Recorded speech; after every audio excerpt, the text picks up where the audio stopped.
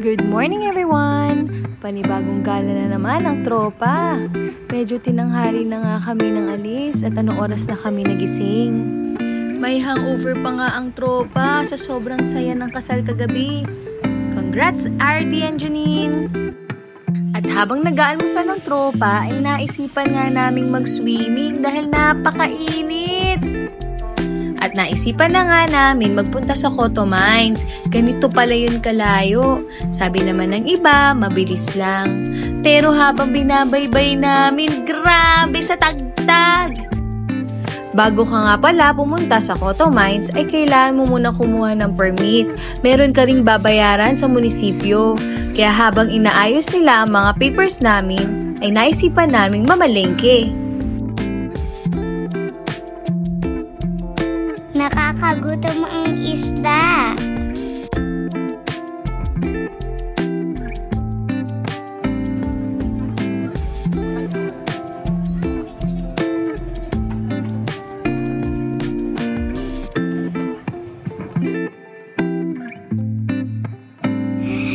At bumili si Mamu mga pusit.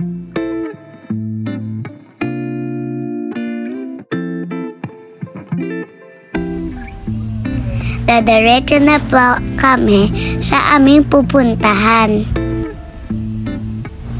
Nadaanan po namin nung unang checkpoint. Kaya make sure meron po kayong permit bago po kayo pumunta sa Cotto Mines. Ito po yung second checkpoint.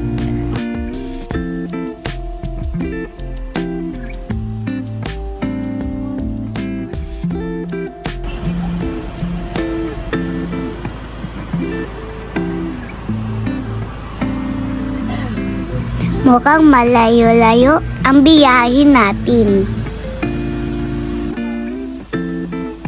At meron pa pala third checkpoint.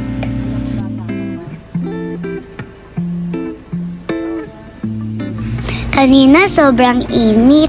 Tapos po bigla na lang pong umulan.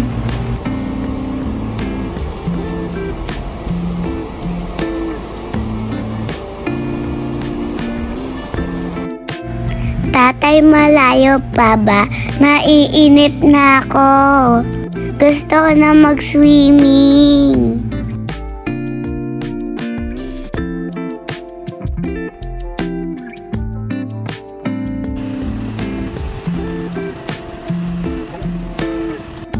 Sa wakas, malapit na din tayo.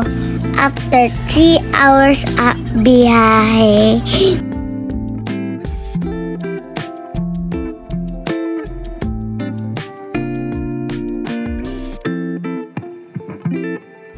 Welcome to Cotto Mines.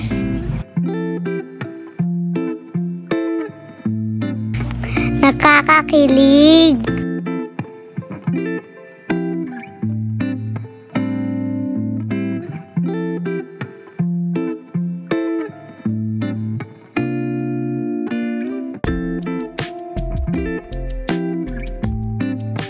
Sobrang ganda. Gusto ko pumunta ulit sa Cotto Mines. Naligo na po kami ng pinsan ko tsaka ate ko po. Hindi kami mapipigilan ng ulan.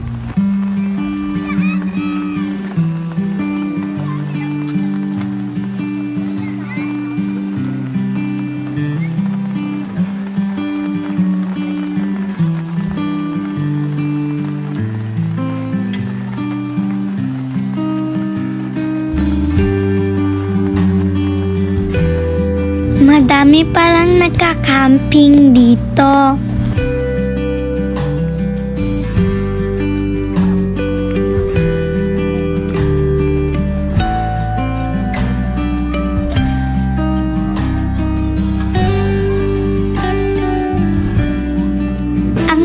linaw ng tubig.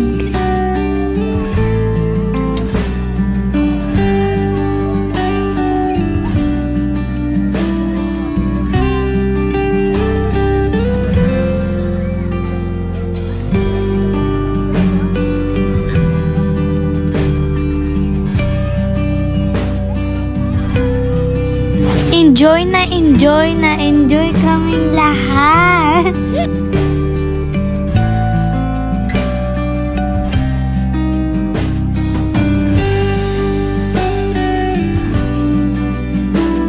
Bagay ang lugar na to sa mga gusto mag-relax.